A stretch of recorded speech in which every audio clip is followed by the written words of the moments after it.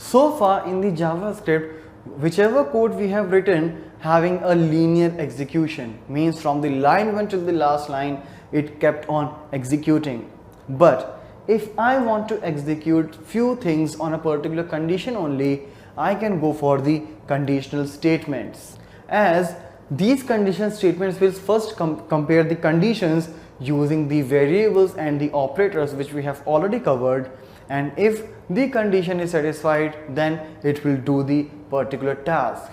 So here in JavaScript we have a couple of conditional statements such as the if else and switch, where if else will be used by in JavaScript code, like if, after then we can specify a condition, and if the condition is not satisfied we can pass the else statement. And secondly, we have a switch statement which will be doing a short circuiting like thing, means a direct execution as soon as the condition is matched.